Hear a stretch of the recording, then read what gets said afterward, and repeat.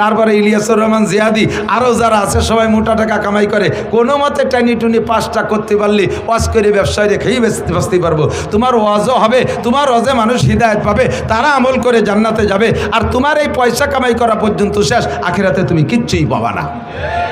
কাম্মিন আমালি ইউতাসাউর বিসূরাতিন আমালিল আখিরা, দেখতে আখিরাতের কাজ, অথচ তার পিছনে নিয়ত খারাপ হওয়ার কারণে আমি আলেম হইতেছি, পীর হব, দেশের মানুষ আমার কাছে মুরিদ হবে। পীর ব্যবসাটা বড় সহজ ব্যবসা। আরে আমরা বক্তারা 2 ঘন্টা আমরা খাইতে এই কামাই করি, ফাঁকি দিয়ে টাকি ধরিয়ে নিয়ে যাই না। এই ফ্যান চলতেছে উপরে, তারপরে ঘামিয়ে যাচ্ছি, 2 ঘন্টা খাইটে মিটে গলা হটাইয়ে তারপরে কয়টা টাকা দেয়। আর পীরগে ব্যবসা কি কায়দা, সহজে বসে থায়ে জায়গায় বসে মুরিদরা মুসাফা করিয়ে বস্তা বইয়ে ঢেলি দিয়ে চলে যায়। আমি যদি হুজুর হতে পারি বড় পীর হব, পীরও হবা হুজুরও হবা, তোমার কাছ থেকে মানুষে মুরিদ হইয়া আমল করে তারা জান্নাতে যাবে। তোমার ওই হাদি একা পর্যন্ত শেষ, তুমি এর দ্বারা আখিরাতে কিচ্ছুই পাবা না। কথা বলেন ঠিক ঠিক না? কাম্মিন আমালিন ইতাসাওয়ারু বিসূরাতিন আমালিল আখিরা সুম্মা ইয়াসির মিন আমালিদ দুনিয়া বিসুইন নিয়াত। এই জন্য নবী পাক হাদিস বলেন, আর বুখারী শরীফের একেবারে প্রথম হাদিস, ইন্নামাল আমালু বিন্নিয়াত, প্রত্যেকটা কাজ নির্ভর করে নিয়তের উপরে। আল্লাহ তাআলা আমাদের আজকের মাহফিলের ভিতরও নিয়তটা সহি করা তৌফিক দান করে, বলেন আমিন। বেশি কথা বলবো না, বেশি কথা বলবো না, যে কটা বলবো সে কটা মনে রাখার চেষ্টা করবেন। কিছু পুরনো আজ নিয়ে আসছি, কারণ সময় সাপেক্ষে। কোরআন হাদিস তো আল্লাহ পাক আল্লাহ রসুল এমনভাবে সাজাইছে যা 1500 বছর আগেও চলতো, আর 1,00,000 বছর পরেও যদি দুনিয়া থাকে তাহলে একইভাবে কোরআন হাদিস প্রযোজ্য হবে। কথা বলুন ঠিক ঠিক না? চলবে কি চলবে না? তো এক এক সময় বলতাম, গতানুগতিকভাবে বলে গেছি। বর্তমান প্রেক্ষাপটে এসব কথাগুলো আমাদের সামনে, চোখের সামনে চলে আসছে। আজকে দুনিয়া আছে না নাই? বাংলাদেশ আছে না নাই? পৃথিবী আছে না নাই? এই পৃথিবী একদিন থাকবে না, এ ঘটনা সত্য না মিথ্যা? কিয়ামত হবে কি হবে না? ধ্বংস হবে না? কিয়ামত 3 প্রকার, একটা হলো কিয়ামতে সুগরা, আর একটা কিয়ামতে উস্তা, আর একটা কিয়ামতে কুবরা। একটা হলো পার্সোনাল কিয়ামত, আর একটা হলো জাতিগোষ্ঠীর কিয়ামত, আর একটা হলো আন্তর্জাতিক কিয়ামত। এই 3টা কিয়ামতে ইজা ওয়াকাতিল ওয়াকিয়া লাইসা লি ওয়াকাতিহা কাযিবা। কোরআনে সূরা ওয়াকিয়ার ভিতরে আল্লাহ পাক বলেন এই 3টে ঘটনা ঘটবে, 3টাই ঘটবে, আর 3টা ঘটার মধ্যে কোনো সন্দেহ নাই। পার্সোনাল কিয়ামত হলো মাম্মাতা কদ কামাত কিয়ামাতুহু ক্বালা রাসূলুল্লাহ সাল্লাল্লাহু আলাইহি ওয়াসাল্লাম, নবী পাক বলেন যে যেদিন মারা গেল তার কিয়ামত সেদিন হয়ে গেল। তার কিয়ামত সেদিন, যে যেদিন মারা গেল তার কিয়ামত হয়ে গেল। ওই আন্তর্জাতিক কিয়ামত আমরা দেখব না, সারা দুনিয়া যে ধ্বংস হবে ওইটা হলো ইন্টারন্যাশনাল কিয়ামত।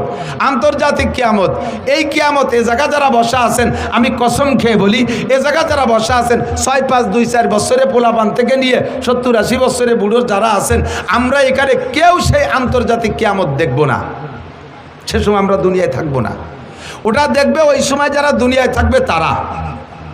কথা কন? আর অবশ্যই এখন যারা আছি তারা অত হায়াত পাবো না। বলেন যে যদি আগামী শুক্রবারে কিয়ামত হয় তাহলে পাবো না কেন? মানে অত গুড় আইসর না। আগামী শুক্রবারে কিয়ামত হবে না, কিয়ামত হবে মুহররমের 10 তারিখ। কয় তারিখ? আলে একটু কথা কয় না আমার সাথে। কয় তারিখ কিয়ামত? কয় তারিখ? আগস্টের 5 তারিখ। কিয়ামত কয় তারিখ? আগস্টের 5 তারিখে একটা কিয়ামত হয়ে গেছে, এটা হলো সেকেন্ড কিয়ামত। এটাকে কিয়ামতে উস্তা, একটা জাতিগোষ্ঠীর কিয়ামত। আর আন্তর্জাতিক কিয়ামত যেটা সারা দুনিয়া জুড়ে হবে, এটার তারিখ আল্লাহ পাক বলেন ইন্নাল্লাহা ইনদাহু ইলমুস সাআ। ওই কিয়ামতটার তারিখ একমাত্র কে জানে? আল্লাহ জানে। কথা বলুন ঠিক ঠিক না? তো মুহররমের 10 তারিখে কিয়ামত হবে। কয় তারিখ? এবং সেদিন শুক্রবার হবে। 4-5 বছর আগে সম্ভবত, আমার মনে হয় 4-5 বছর আগে এইরকম হঠাৎ করে ডায়েরি খুলে দেখি আর 2 দিন পর শুক্রবার, তাও মুহররমের 10 তারিখ। যে এই বারান কাবি উঠছে, আল্লাহ এইভাবে মিলিয়ে গেল, তাই তো আর থাকতে পারলাম না, কিয়ামত তো হয়েই যাবে। পরে আমি কোরআন হাদিস মিলেই দেখি কিয়ামতের আগে বড় 10টা ঘটনা ঘটবে। ওই 10টা ঘটনা না ঘটা পর্যন্ত কিয়ামত হবে না। যদি আল্লাহ সত্য হয় তাহলে তার রসুল সত্য, রসুল সত্য হলে তার হাদিস সত্য, তার হাদিস সত্য হলে এই শুক্রবারে কিয়ামত হবে না, এই কথাও সত্য। কথা বলুন ঠিক ঠিক না? তার ভিতরে একটা হলো দাজ্জাল আসবে। অরিজিনাল দাজ্জাল 100 কানা অর্থাৎ এক চোখ কানা আর এক চোখ আছে, এ আবার দেখলে বোঝা যায় যে এই চোখটা কানা হয়ে গেছে, এইটা আছে, কিন্তু এর জায়গাটা তো রয়ে গেছে, কিন্তু তা না। এই দাজ্জালের পুরো কপালে মাত্র একটাই চোখ হবে। ওর ডান হাতে থাকবে দোজক আর বাম হাতে থাকবে বেহেশতে। আসলে উচিত ছিল কি, বেহেশতে কোন হাতে? ডান হাতে। আর দোজক থাকলে ওর বাম হাতে বেহেশতে আর ডান হাতে দোজক। ওর কথা যে শুনবে তাকে লাখ লাখ কোটি কোটি টাকা দিয়ে দুনিয়ায় প্রতিষ্ঠিত করে দেবে, এর নাম হলো জান্নাত। তার কথা যে না শুনবে তাকে মেরে এপাশে ফেলাই দেবে, তার হাতে থেকে কেউ বাঁচতে পারবে না যদি কেউ তাকে মারার ইচ্ছা করে। তো এভাবে লক্ষ লক্ষ মানুষকে সে খুদাই দাবি করবে, কোটি কোটি মানুষকে সে বেঈমান করে ফেলবে। এই দাজ্জাল কি এখনো আসছে? অতএব আগামী শুক্রবারে কিয়ামত হবে না। ঈসা আলাইহিস সালাতু ওয়াস সালাম আবার আসবে, বিশ্বাস হয়? কথা কন, আসছে। কাজেই আগামী শুক্রবার কিয়ামত হবে না। ইয়াজুজ মাজুজ আসবে, সদ্দে সেকেন্দারকে ভেদ করে তারা জিব্বে দিয়ে চাটতেছে, চাটতে চাটতে একেবারে রসুনির খুশার মতো অতটুক পাতলা থাকতে ফজর হয়ে যায়। এরপরে কয় যে যেটুক বাকি আছে কালকে 2 চাটাই দিয়ে বেরোয় যাবো, এই কয়ে ফিরে আবার বাড়ি পিছনের দিক চলে যায়। পরের দিন এসে দেখে যে সেই দেওয়াল যেমন ছিল সেরকমই হয়ে গেছে। এভাবে তারা চাটতেই তালে আছে।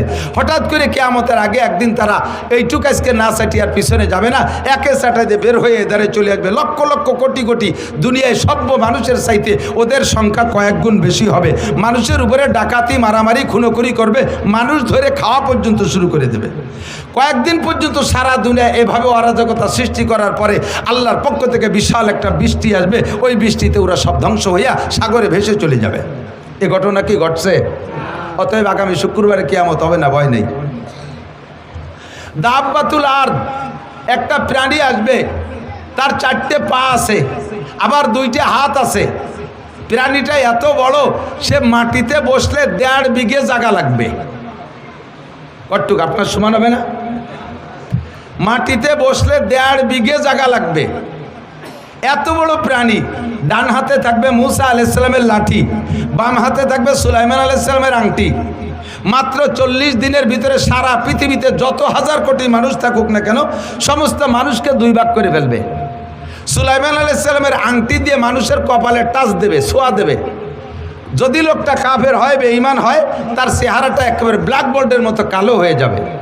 মুসা আলাইহিস সালামের লাঠি তার ডান হাতে, ওই লাঠি দিয়ে কপালে লিখবে কাফার, অর্থাৎ কাফের। আর যদি লোকটা ইমানদার হয়, আংটি দিয়ে ছোঁয়া দেওয়ার সাথে সাথে চেহারাটা উজ্জ্বল ফুটফুটে ফর্সা চাঁদের মতো হয়ে যাবে, কপালে লিখবে আনতা মোমেন, তুমি একজন ইমানদার, তুমি মোমেন। এভাবে 40 দিনের ভিতরে ওই একটা প্রাণীতে সমস্ত মানুষকে 2 ভাগ করে ফেলবে। এ ঘটনা কি ঘটছে?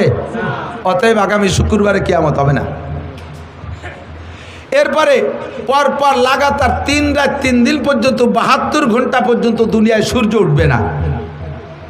72 ঘন্টা দুনিয়ায় সূর্য উঠবে না, কোনো আলো থাকবে না, কারেন্ট জ্বলবে না, আলোবাতি জ্বালাইতে পারবে না, আগুনের বাতিও থাকবে না, সারাটা দুনিয়া অন্ধকার।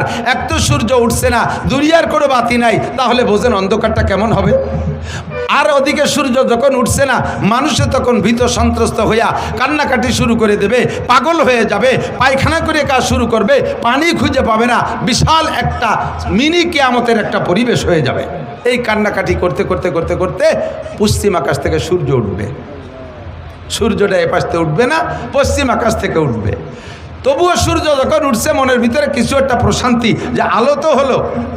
এরপরে এই সূর্যটা উঠতে উঠতে মাঝ আকাশে আসবে, আবার পশ্চিম আকাশে ডুবে যাবে। পরের দিন থেকে আবার নিয়মতান্ত্রিক সূর্য উঠবে। এই সূর্য যে ব্যাক হয়ে গেছে, ফিরে আসছে, এই ফিরে আসার পরে সমস্ত মানুষের ভিতরে চেতনা আসবে, আহা সর্বনাশ হয়ে গেছে। ওলামায়ে কেরামের কাছ থেকে শুনতাম সূর্য পশ্চিম আকাশ থেকে উঠবে। হাদিসে আসছে আল্লাহ নবী বলেন, সূর্য একবার পশ্চিম আকাশ থেকে উঠে আসার পরে আবার যখন ডুবে যাবে, এরপরে মানুষের যতই বুঝুক, এই বুঝে কোনো কাজ হবে না। আর তওবা করলে তওবা কবুল হবে না, কাহারও ঈমান গ্রহণ করা হবে না। এরপরে আবার নিয়মতান্ত্রিক যান্ত্রিকভাবে সূর্য উঠবে পূর্বাকাশ থেকে পশ্চিমে অস্তমিত হবে। বলা হয় এর প্রায় 120 বছর, তাও শিওর তারিখ না, প্রায় 120 বছর পরে ওই সূর্য উদয়ের ব্যাক সূর্যের পরে প্রায় 120 বছর পরে কিয়ামত হবে। ও দোস্তরের সময় এখনো বহুত আছে, বহু দেরি আছে। কাজেই আগামী শুক্রবার কিয়ামত নিয়ে কোনো টেনশন করি না। তবে কিয়ামত তিনটা, একটা হলো ব্যক্তিগত কিয়ামত, এইটা যে কোনো সময় ঘটে যেতে পারে। কথা বলেন পারে কি পারে না? এখান থেকে বাড়ি যাইতেও পারেন, নাও পারেন। ফজরের রক্ত পাইতেও পারেন, নাও পাইতে পারেন। আপনি চিন্তা করছেন আগামী রমজান মাসে চিল্লাই যাব, আরে ততদিন হায়াত আপনি পাইতেও পারেন, নাও পাইতে পারেন। যে ব্যক্তি যখন মারা গেল তার কিয়ামত তখন হয়ে গেল। আর একটা হলো মাঝারি কিয়ামত, মধ্যম কিয়ামত, এরে বলে কিয়ামতে উস্তা।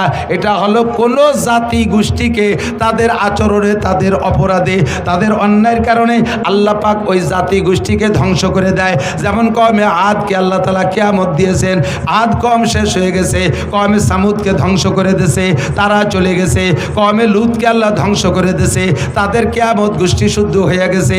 এমন করে এখনো পর্যন্ত হতে পারে কোনো জাতি গোষ্ঠীর আচরণে যদি আল্লাহ পাক অখুশি হয়ে যায়, ওই কওমকে আল্লাহ তাআলা ধ্বংস করে দেয়। একে বলে কিয়ামতে উস্তা। আর একটা হলো কিয়ামতে কুবরা, অর্থাৎ সারাটা দুনিয়া ধ্বংস হবে। আল্লাহ পাক বলেন ইযা ওয়াকাতিল ওয়াকিয়া লাইসা লিওয়াকাতিহা কাযিবা, যেই ঘটনা ঘটবে ধ্বংস হবে, ওই ঘটনার মধ্যে কোনো সন্দেহ নাই। সেইটা কবে হবে সম্পর্কে সাহাবায়ে কেরাম জিজ্ঞেস করেছেন নবী পাকের কাছে। জিবরিল আলাইহিস সালাম আদম আলাইহিস সালাম থেকে নিয়ে কিয়ামতের সংবাদ দিয়ে আসতেছে। সব নবীরাই জিবরাইলের কাছে কিয়ামতের নির্দিষ্ট তারিখ চান, কিন্তু জিবরিল বলেন মা নাবি আলামা মিনাস সাইল, আমি তুমি জিজ্ঞাসাকারীর চাইতে এ বিষয়ে আমি অতটা বেশি ভালো জানি না। কিয়ামতের তারিখ আল্লাহ পাক আমাকে বলেন নাই। তবে কি জিবরিল আলাইহিস সালাম সব নবী রাসূলকে কিয়ামতের কিছু পূর্বাভাস বলেছেন। আমিও মাঝে মাঝে বলে থাকি। এই হাদিস আপনাদের কাছে আমি বর্ণনা করেছি।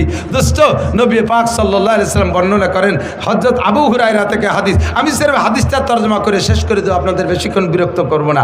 হুজুর বলেন কি, এ যুবক আমার দিক, বুড়োরা আমার দিক, আওয়ামী লীগরা এদিক তাকান, বিএনপিরাও এদিক তাকান, জামাত জাতীয় পার্টির সমন্বয় কেউ নড়াচড়া করবে না। খুব গেলবেন, যার ভিতরে দোষ আছে সে সেখান থেকে উঠে আসার চেষ্টা করতে হবে। যদি আমরা এই দোষগুলো থেকে উঠে আসতে পারি তাহলে দুনিয়ার হায়াত বেড়ে যাবে, দুনিয়ার হায়াত বেড়ে যাবে, দুনিয়াকে আল্লাহ তাআলা আরো লম্বা করে দেবে।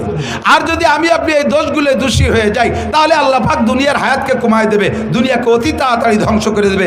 এই যে ঘটনাগুলো বলছি এগুলো টপ টপ টপ টপ করে কিছুদিনের ভিতরে তৈরি করে দিয়ে দুনিয়াকে আল্লাহ তাআলা ধ্বংস করে দেবে। আমি চাই না দুনিয়া ধ্বংস হোক তাড়াতাড়ি, আমি আরো অনেক দিন বেঁচে থাকতে চাই, আমি সুস্থ থাকতে চাই, আমি হালাল প্রশস্ত রুজি চাই, সম্মানের সাথে বেঁচে থাকতে চাই। কথা বলেন ঠিক কি ঠিক না? এই জন্য আমি দোয়ার সময় শিখিয়ে দেই, যখন দোয়া করবেন আল্লাহ আমারে হায়াত বাড়ায় দাও, শুধু হায়াত বাড়ায় দেওয়ার কথা বলবেন না। হায়াতের সাথে তিনটে জিনিস চাইবেন আল্লাহ, সুস্থতার সাথে, বলেন কিসের সাথে? ইজ্জতের সাথে, সম্মানের সাথে। 3 নম্বরে প্রশস্ত হালাল রিজিকের সাথে। এই তিনটে জিনিস আমার জীবনে অত্যন্ত গুরুত্বপূর্ণ। লম্বা হায়াত পাইছেন কিন্তু অসুস্থ, বারান্দায় পড়ে রয়েছেন 30 বছর, প্যারালাইসিসের রোগী, এই হায়াতের 5 পয়সাও দাম আছে। বউ ছেলে মেয়ে সব বিরক্ত হয়ে যায়। ছেলেরা মাঝে মাঝে মাদ্রাসায় এসে 5-7 হাজার টাকা দিয়ে হুজুর একটা জালাল খতম পড়িয়ে দেন দি, আবার আমার আব্বা মোটে মরতিছে না, উজো হইও না, বাইটু হইও না। ছেলে মেয়ে বিরক্ত হয়ে যায়, বুড়ি খালি কয় তোর একটা জালালি খতম পড়াই দিতে পারিস রে, এই কাইসিয়ে পাই দিয়ে আগিয়ে মুইতে তো বিছেন পাটি সব নষ্ট করে ফেলাই দিল, বুড়োর জ্বালায় রাত্রি ঘুমানোর কায়দা নাই। তাহলে এই 30 বছর হায়াতের 5 পয়সাও দাম। সুস্থতার সাথে হায়াত চাই, সুস্থতা পাইছি কিন্তু এমন আকাম করছি যে রাস্তায় বেরোনোর কায়দা নাই। রাস্তায় যাওয়ার সাথে সাথে এই যে সেই মালেক মোল্লা, কেউ মালেক মোল্লা থাকলে তারা এবার খেবাই নিয়ে বেড়েন, আমি তো টুও কই। এই যে সেই জামাল, কোন জামাল? এই অর্থে বস্তাখানি কয়ে দিল। মুখের সামনে চোখের সামনে যদি এগুলো বলে দেয় তাহলে আর রাস্তায় হাঁটা যায় না। কথা বলেন ঠিক না? ও আল্লাহু আকবার। আমি হযরত ওমর ইবনে খাত্তাব রাদিয়াল্লাহু তাআলা একটা হাদিস শুনেছি ছোটবেলা মার কাছে। আমি ভাবতাম যে আমার মা মার বুদ্ধি দিয়ে বলে, মা বয়স বুদ্ধিমতী মহিলা, তাই তার জ্ঞান দিয়ে বলে। পরে হাদিস পড়তে যে দেখি আমার মা হযরত ওমর রাদিয়াল্লাহু আনহু হাদিস বলেন। মা আমাকে আমি যখন একটু বড় হয়ে উঠছি, মা আমারে নসিহত করে, কয় বাবা এই যুবক আমার দিক তাকাও, রাতের বেলা এমন কাম করবা না যাতে দিনের বেলা মানুষের সামনে মুখ দেখাইতে লজ্জা হয়। ছোট্ট নসিহত মনে রাখবা, রাতের বেলা এমন কাম করবা না যাতে দিনের বেলা মানুষের সামনে মুখ দেখাইতে লজ্জা হয়। আবার দিনের বেলা এমন কাম করবা না যাতে রাতে তোমার ঘুমের ক্ষতি হয়, রাতে তোমার ঘুমের ক্ষতি হয়। দুইটা কথার ভিতরে বিশাল ব্যাখ্যা। এই দুইটা কাজ থেকে তুমি ফিরে থাকো। রাস্তাঘাটে বের হইতে গেলে যাতে ইজ্জতের সাথে, মানুষের সম্মানের সাথে আহ্বান করে, সালাম দিয়ে দৌড়ে আসে, মুসাফা করার জন্য ব্যস্ত হয়ে যায়, এমন একটা সম্মানী জিন্দেগি চাই। 3 নম্বরে অভাবের কারণে ঈমান নষ্ট হয়ে যায়, এই জন্য প্রশস্ত হালাল রুজি চাই, প্রশস্ত হালাল রুজি চাই। লম্বা হায়াত ইজ্জতের সাথে প্রশস্ত হালাল রুজি আল্লাহ পাক আমাদের সকলকে নসিব করে, জোরে বলেন আমিন। আল্লাহ যেন বেইজ্জতি জিন্দেগি না দেয়, সবাইরে হায়াতে তৈবা বাড়ায় দেয়, বলেন আমিন। তবে আমাকে দুনিয়ায় হায়াত নিয়ে থাকতে হলে তো দুনিয়া থাকা লাগবে। দুনিয়া যদি ধ্বংস হয়ে যায় তাহলে আমি থাকবো না। এবার দুনিয়া থাকবে কতদিন? দিন থাকবে যতদিন। বলেন দুনিয়া থাকবে কতদিন? দুনিয়া থাকবে কতদিন? দিন থাকবে যতদিন। প্রমাণ কলা রাসূলুল্লাহ সাল্লাল্লাহু আলাইহি ওয়াসাল্লাম, হুজুর বলেন লা তাকুমু সাআতু হাত্তা ইউকালা ফিল আরদি আল্লাহ আল্লাহ। জমিন অতদিন ধ্বংস হবে না, কিয়ামত ততদিন হবে না যতদিন জমিনের ভিতরে একটা মানুষ থাকবে আল্লাহ বলনেওয়ালা। বলেন না সুবহানাল্লাহ। এ ভাই, বর্তমানে দুনিয়া আছে না নাই? আছে কি আমেরিকার ক্ষমতা বলে, চায়নার প্রযুক্তির বলে, জাপানের প্রযুক্তির বলে, দাদা বাবুকে শক্তির বলে, আরে আমেরিকানদের শক্তির বলে? দুনিয়া বর্তমানে আছে একমাত্র মুমিনদের কলেমার ওসিলায়। দুনিয়া যখন একেবারে শেষ প্রান্তে চলে যাবে, ওই সূর্য পশ্চিম আকাশ থেকে উদয়ের পরে দুনিয়ায় কোনো ইমানদার থাকবে না। আল্লাহ পাক রব্বুল আলামিন হযরত আজরাইল আলাইহিস সালামকে ঘোষণা দিবেন, বলবেন তুমি সবগুলোকে ধ্বংস করে দাও। ইসরাফিল আলাইহিস সালামের সিঙ্গার ফুঁকো হয়ে যাবে, আর আজরাইলের কার্যক্রম ফাইনাল শুরু হবে। সারা দুনিয়ার সমস্ত প্রাণীকে মুহূর্তের মধ্যে ধ্বংস করে দেওয়ার পরে আল্লাহ পাক আজরাইল আলাইহিস সালামকে ডাইকে বলবে, ও আজরাইল কি পরিমাণ মারছো, কি পরিমাণ মারছো? কয় সব মারে সাফ করে ফেলাইছি। কয় বাংলাদেশে কি গেছিলা? বাঙালিরা তো আপদ বিপদে ভালো জায়গা বলাই থাকতে পারে, ও জায়গা 2-1টা বার থাইকে গেল নাকি? কয় আল্লাহ না, সব সাফ করে ফেলাইছি। এবার কয় আল আনমা বাকিয়া, সবাইরে মারার পরে আর আছে কে কে? আজরাইলকে আল্লাহ জিজ্ঞেস করবে, সব মারছো, গরু ছাগল দানব মানব সব শেষ করছো, এখন আছে কে? কয় যে আল্লাহ এখন আছি আমরা 13 জন আছি। নাহনু সালাসা আশার, আমরা 13 জন আছি। কয় কেডা কেডা বলো?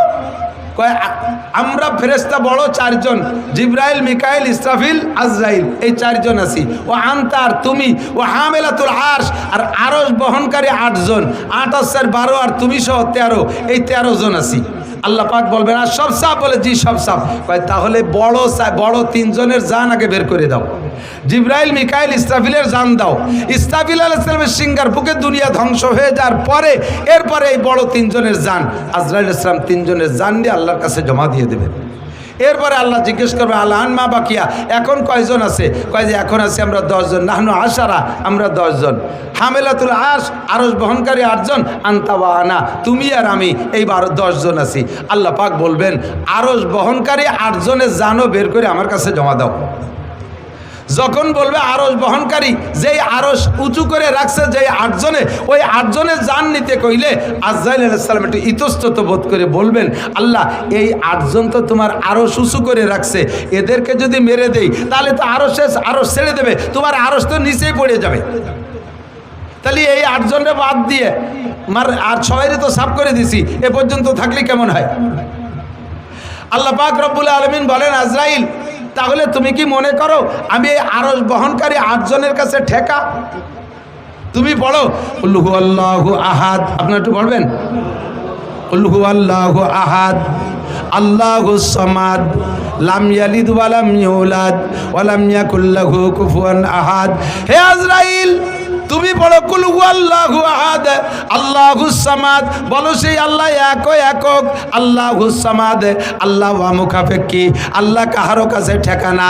আরশ বহনকারী 8 জন ফেরেশতা আল্লাহকে উঁচু করে রাখছে, তাই আল্লাহ উঁচায় আছে, নইলে ওরা ছেড়ে দিলে আল্লাহ পড়ে যাবে। তোমার আল্লাহ এমন আল্লাহ না, দুনিয়ার দেবদেবীর মতো নয়। বছরের শেষে যাইয়া দেবদেবীদের রং নষ্ট হয়ে যায়। তোমরা জেনে রাখো, সিবগাত আল্লাহি ওয়া মান আহসানু মিনাল্লাহি সিবগা। আরে দুনিয়ায়ও রং আছে, আমি আল্লাহরও রং আছে। আমি আল্লাহর রং কোনোদিন ওঠে না, তোমাদের দেবদেবীর রঙের মতো রং উঠে যায় না। তোমাদের দেবদেবী বছরের শেষে দুর্বল হয়ে যায়, পিছন দিয়ে বাঁশ ঢুকোই দিয়ে রাখা লাগে, এপাশ তো ওপাশ দিয়ে বাঁশ বাঁধাই দিয়ে রাখা লাগে। আমি আল্লাহ পাককে দুর্বল মনে করো না, আমাকে ওভাবে আরশ বহনকারী 8 জন ফেরেশতা উঁচু করে রাখা লাগে না। আমি আল্লাহ তাআলা নিজ অবস্থানে থাকতে পারি। কথা বলুন ঠিক কি ঠিক না? বলতে চাই না বাংলাদেশ আমরা কয়েক জাতির দেশ, মুসলমান, হিন্দু, বুদ্ধ, খ্রিস্টান, আমরা মিলে মিশে আছি মোহাব্বতের সাথে। কথা বলুন ঠিক কি ঠিক না? আপনাদের এলাকায় হিন্দু আছে না? মুসলমানদের দোকানেও যে মাল আছে, হিন্দুর দোকানেও সেই মাল আছে। আমরা কোনো ভেদাভেদ করি না, মুসলমানের দোকানের থেকে না কিনে হিন্দুর দোকানের থেকে মাল আমরা কিনি কি কিনি না? কোনো ভেদাভেদ করি না। কিন্তু ভারতের ভিতরে সেখানে ঘোষণা দিয়ে দিয়েছে কয়েক মন্ত্রী, মুসলমানদের দোকানের থেকে কোনো মাল কিনবি না, মুসলমানদেরকে ভূমি বর্গা দিবি না, জমি বর্গা দিবি না, মুসলমানদেরকে কর্জ দিবি না, মুসলমানদের সাথে কোনো লেনদেন হবে না। এভাবে তারা সেখানে বৈষম্য তৈরি করে রাখছে। এর ভিতরে মৌলানা মিজান বলেছে, ভারতের ভিতরে এক ঠাকুর, সেই ঠাকুর আমার নবীর মূর্তি বানায়, নবীর মূর্তির নাক ভাঙে। তুমি ওই দেশে নাক ভাঙবা, আমাদের এদেশেও তোমাদের অনেকের নাক আছে। ভাঙ্গার মানুষ বাংলাদেশে আছে না নাই? কথা বলেন, আছে না নাই? তোমরা মূর্তিরে যত মোহাব্বত করো, তার চাইতে লক্ষ কোটি গুণ মোহাব্বত করে মুসলমান তার নবীকে। তারা নবীর জন্য জীবন দিতে প্রস্তুত আছে। বলিলে চুপ করে থাকি। বাংলাদেশ মুসলিম সংখ্যাগরিষ্ঠ দেশ, ইসলামী সংবিধান হলো মুসলিম সংখ্যাগরিষ্ঠ দেশে মুসলমান যদি শাসক হয়, ওই দেশে মুসলমানরা থাকলে তাদের ধর্মীয় অনুভূতির পর আঘাত করবা না, তাদের মন্দির মূর্তি ভাঙবা না, তাদের ধর্মীয় বিষয় সমালোচনা করবা না। যদি করো তাহলে গুনাহ হবে। আমরা সেই উসুলের পর, সেই ইসলামের সেই নীতির উপরে আমল করে তোমাদেরকে কিচ্ছু বলি না। কিন্তু তোমরা যে ওই জায়গায় বসিয়া পদে পদে জ্বালাবা, আবার এই দেশে বসিও, এই দেশে বহুত হিন্দু এলাকা আছে, এখনো পর্যন্ত সে জায়গা 2-1 মুসলমান থাকলে তাকে গরু কুরবানি দিতে দেয় না। বাংলার জমিনে থেকে কত বড় স্পর্ধা, সরকারের ছত্র ছায় থাকে এত বড় বাহাদুরি করো, তারপর আমরা কিছু কই না। কিন্তু এই মুহূর্তে আর বাড়াবাড়ি করো না। তোমরা দেশের মেহমানের মতো থাকো, আমাদের কাছে যত্ন পাবা। কথা বলেন ঠিক ঠিক না? বাড়াবাড়ি করবা তো গাড়িতে যদি চাইতে যায়, তাহলে কিন্তু মেহমান আরও বাড়ি বেশিক্ষণ থাকতে পারে না। সাবধান হয়ে যাও।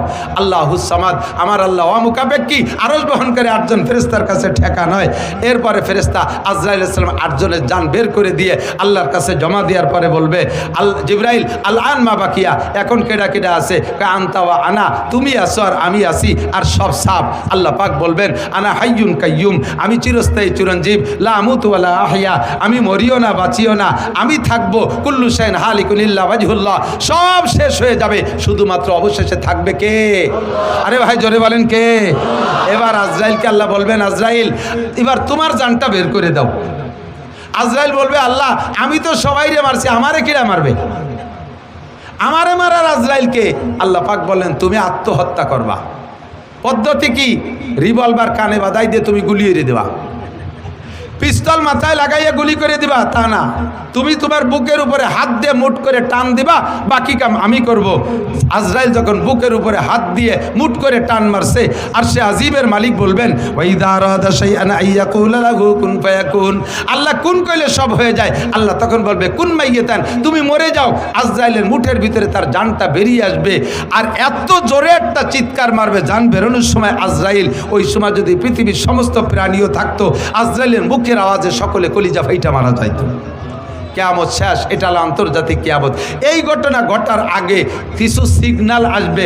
নবী পাক বলেন, সিগন্যাল কয়টা মুখস্থ করাই দেই, এই কয়টা শুনেই চলে যাবেন, এই কয়টা শুনে মুখস্থ করে চলে যাবেন। হুজুর বলেন, দিক তাকান, কিয়ামত আসছে, এই মূল বড় বড় ঘটনা ঘটবে, তার আগে কিছু ছোট ঘটনা। 1 নম্বর ঘটনা হলো ইজাত তুকিজাল ফাই উদাওয়ালা, যখন দেখবা মানুষে মুসলমানরা যুদ্ধে বিজয়ী সম্পদ, যুদ্ধে বিজয়ী দেশ, যুদ্ধে স্বাধীন করা দেশ নিয়ে দুই দলে কামড়াকামড়ি করবে, প্রত্যেকে বলবে এটা আমরা স্বাধীন করেছি, এটা আমাদের সম্পত্তি। এই নিয়ে যখন কামড়াকামড়ি চলবে, মারামারি চলবে, এই নিয়ে মারামারি চলবে যে এদেশ আমরা স্বাধীন করেছি, এদেশ আমাদের, তখন বুঝবা যে কিয়ামত বেশি দেরি নেই। এই যে বলবে, এইটা কি বলবে আরো বাকি আছে না এই বলা বলি চলতেছে? কতক্ষণ বলা বলি চলতেছে। স্বাধীন করছে কে তাও মুক্তিযোদ্ধারা জানেন, ঘোষণা দেশে কে তাও মুক্তিযোদ্ধারা জানেন, যুদ্ধ করছে কারা তাও মুক্তিযোদ্ধারা জানেন। অথচ এই কথাটা নিয়ে এখন এই দেশের সম্পত্তি নিয়ে দুই দলে মারামারি চলতেছে কি চলতেছে না? ১৫০০ বছর আগে বিশ্বনবী বলেছে এটা কিয়ামতের আলামত। বেশি বাড়বো না। ইজাত কিদাল ফাইউদাওয়ালা। ২ নম্বরে ওয়াল আমানাতু মাগনামা, যখন আমানতকে গনিমত মনে করবে। আমানত কি? আমানত গচ্ছিত জিনিস। আমাকে আল্লাহ তাআলা আমানত দিয়েছে কিছু সম্পদ, আমাকে আল্লাহ তাআলা আমানত দিয়েছে সন্তান, আমাকে আল্লাহ তাআলা আমানত দিয়েছে একটা ওয়ার্ডের দায়িত্ব, আমাকে আমানত দিয়েছে ইউনিয়নের দায়িত্ব, আমাকে আমানত দিয়েছে উপজেলার দায়িত্ব, আমাকে আমানত দিয়েছে একটা সিটের দায়িত্ব এমপি বানাইয়া, আমাকে একটা মন্ত্রণালয়ের আমানত দিয়েছে, আমাকে ডিসি হিসেবে একটা ডিস্ট্রিক্টের আমানত দিয়েছে, ওসি হিসেবে আমাকে একটা থানার আমানত দিয়েছে, টিওনো হিসেবে একটা থানার আমানত আমাকে দিয়েছে, এসপি হিসেবে একটা পুলিশ লাইনের আমানত আমাকে দিয়েছে, আব্বা হিসেবে কয়েকটা সন্তানের আমানত আমাকে দিয়েছে। এই আমানতকে যখন গনিমত মনে করবে, গনিমত কাকে বলে? যুদ্ধে বিজয়ী সম্পদ মুসলমানদের মুজাহিদদের ভিতরে বন্টন হয়, এই মালকে বলা হয় গনিমতের মাল। এইটা খাওয়া জায়েজ। যখন আমানতকে গনিমত মনে করিয়া ইচ্ছে মতো ব্যবহার করবে। কত প্রমাণ চান? যে কয়জনের নাম কইছি এই কয়জন তার আমানতের ভিতরে খেয়ানত করছে কি করে নাই? জোরে বলেন, করছে কি করে নাই? আমানতের খেয়ানত কি পরিমাণ করছে? এখন তত্ত্বাবধায়ক সরকার আইসা, অন্তর্বর্তীকালীন সরকার আইসা হিসাব করে করে বর্তমান নগদে যারা ফেল করছে তাদেরটা ধরছে। আরও 15 বছর আগেও একদল ক্ষমতায় ছিল, তারাও এরকম বহুত অন্যায় করে টরে গেছে। সেই জামানায় যারা ছিল ফখরুদ্দিন, ইয়াজউদ্দিন, মঈনুদ্দিন, তাদের কাছে তারাও ধরা পড়েছিল। কথা বলেন ঠিক কি ঠিক না? যারাই এই ক্ষমতায় বসে তারাই আমানতের খেয়ানত করে। কন্ট্রাক্টরের কাছে রোডের আমানত পিচ মারিয়ে দেয়, খোয়া মারিয়ে দেয়, রাস্তা বানাইয়া এই মাথায় তো ওই মাথায় জাতি জাতি রাস্তার পিছন দিয়ে টিউমার, বিষ ফুড়া, খাইজনি, চুলকনি, কথা কয় না? কারেন্টের খাম্বা তার সহ গিলে খেয়ে ফেলায়। আমাদের দেশের আমানত শাহ এরকম আছে না নাই? কন্ট্রাক্টরের নামও আমানত শাহ। কন্ট্রাক্টরের নাম কি? আমানত শাহ। খেয়ানত শাহ হয়ে গেছে। বিজিএফ কার্ড বিক্রি করে টাকা খায়, পঙ্গু ভাতা বিক্রি করে টাকা খায়। এই জাতীয় মেম্বার চেয়ারম্যান তো বাংলাদেশে জন্ম নেয় নাই। কথা কয় না? ও দোস্ত, হজে যাইয়া কুরবানি করে আসি। যারা হজে গেছেন হাজি সাহেবরা, এলাকার বহু হাজি আমি ওখানে দেখেছি। এই এলাকার মানুষের পয়সা আছে, ছেলেরা বিদেশ থেকে বাপরে হজ উমরা করায়। তো হজ করেছেন, কুরবানি করেছেন, আপনার কুরবানির জন্তুর গোশত আপনি খেয়ে আসেন নাই, ওটা ওই জায়গায় জবাই করে, বরঞ্চ আপনি নিজেও জবাই করেন নাই, মুআল্লিমের দায়িত্ব দিচ্ছেন, সে জবাই করে গাদি মেরে থুয়ে আসছে। ওই দুম্বার উট এইগুলো পরবর্তীতে ওই সৌদি আন্ডা ওর মোহতাজ না, ওগুলো তারা খায় না। ওগুলোরে ধুইয়ে মুছিয়ে কাফন পরাইয়া সুন্দর করে জানাজা ছাড়া বিভিন্ন দেশে, গরিব দেশে পাঠায় দেয়। সবচেয়ে বেশি আসে বাংলাদেশে এই দুম্বার উট, সবচেয়ে বেশি আছে। আমার কসম খেয়ে বললে মিথ্যাবাদী হবে না, উট তো আপনারা চোখেই দেখেন নাই। মাঝে মাঝে একসময় দুম্বা দেখতেন, ইদানিং তো প্রত্যেকে 8-8টা করে পান। কতক্ষণ পান নাকি? এই দুম্বা যায় কোন জায়গা? নিতান্ত গরিব, অসহায়, এতিম, বাপ নাই মা নাই, 70 বছর আগে আব্বা মা মারা গেছে, উনি এখন শিল্পপতি, কোটিপতি, বড় বড় ইত্যাদি। ঘরের ভিতরে কবর একটা বানায় এনেছে, বিশাল কবর, লম্বা ডিপ ফ্রিজ, বস্তা ভরে তার ভিতরে নিয়ে সারা বছর কুরবানির গোশত দিয়া উনি বরকত হাসিল করে। আছে না নাই? কতক্ষণ? নাম তার আমানত শাহ। বাংলার কপাল পড়ছে, এদেশের কপাল পড়ছে, আর জ্বলবে কবে তা বলা যায় না। সারাটা বাংলার জমিনে আগুন লেগে গেছে। কাদের কারণে? আর্কের কারণে না, আপনাদের মতো সাধারণ পাবলিকের কারণে না। আল্লাহ নবী বলেন ইজা কানা উমারাকুম শিরারাকুম, যখন তোমাদের দেশের নেতারা হবে বদমাশ, নেতারা হবে চোর, নেতারা হবে লুচ্চা, বউতিয়ে হোটেল হোস্টেলে রাত কাটাইবে, নেতারা হবে মারিংম্যান, জাতির হক মেরে খাবে, লুটে খাবে, এতিমের মাল মেরে খাবে, ফাবাতালুল আরদে খায়রুম মিন জাহরিহা, ওই নেতার কারণে দেশের কপাল পড়বে। সাধারণ পাবলিক তোমরা দোয়া করো কোনো মতে কলেমা পড়ে মাটির তলে যাইতে পারো কিনা। শুধু আমলিগের দোষ দিয়ে লাভ নাই। কোন সাসিবা কম, আমাদের গোপালগঞ্জে ভাষায় কয় কোন সাসিবা কম সালুন খার জোম। কোন সাসিবা কম সালুন, চেনেন সালুন? চেনেন চেনেন জোল, পুরনো বাংলা সালুন। কোন সাসিবা কম সালুন খার জোম, সব সাসিরে চিনি। এদের কারণে দেশে বর্তমানে অশান্তি। কথা বলেন ঠিক কি ঠিক না? যত অশান্তি সব তাদের কারণে। ওলামানা তুমাগনামা, মসজিদের আমানত কেশিয়ারের কাছে। কেশিয়ার কয় শুক্রবার মসজিদে আসে না, কয় জুম্মা। কেন আসে না? কেশিয়ার ক্যাশের টাকা দিয়ে মাইয়ে বিয়ে দেশে, পরে তা মসজিদের কাজের সময় শোধ দিতে পারে না। ক্যাশের টাকা দিয়ে নিজই মুসলমান এনেছে। কেশিয়ারকে এই বুড়ো বয়সে মুসলমানই নেয়নি। ও সময় মতো নেই, বয়স হয়ে গেছে 32। তাই নিয়ে সমালোচনা চলতেছে যে তোমাদের মসজিদের কেশিয়ার আইজও মুসলমানই নেই, লজ্জাতে মুসলমানই নীতি যে সে মসজিদের ক্যাশের টাকা নিয়ে ফেলাইছে। ক্যাশের টাকা আমি জানি, ক্যাশের টাকা দিয়ে সুদির পর লাগাইয়া খায়, ক্যাশের টাকা দিয়ে দোকানের পুঁজি বানায়, ক্যাশের টাকা দিয়ে জমি বন্ধক রাখে, ক্যাশের টাকা নিজের সব জরুরতে লাগায়। মাসআলা জেনে নেন, যারা ক্যাশিয়ার আছেন খালি মসজিদ না, এইরকম আমানত যাদের কাছে, মসজিদের আমানত, মাদ্রাসার আমানত, আপনি আমার সাথে চলেন, এখনই দেখাবো। আমার মাদ্রাসার টাকা রাখার একটা ব্যাগ আমার আছে, ওর ভিতরে আজ থেকে আরও 10 বছরই আগের সাইরেনার কয়েন, সাইরেনা যে সময় সাইরেনা চলতো 25 পয়সা, সে কয়েনও রয়ে গেছে। আমার পকেটে মাদ্রাসার 1 টাকা 5 টাকার কয়েন আছে। আমি